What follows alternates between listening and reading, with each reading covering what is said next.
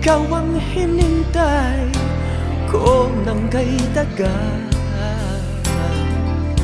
Ikaw ang ligaya, Ikaw ang ligaya.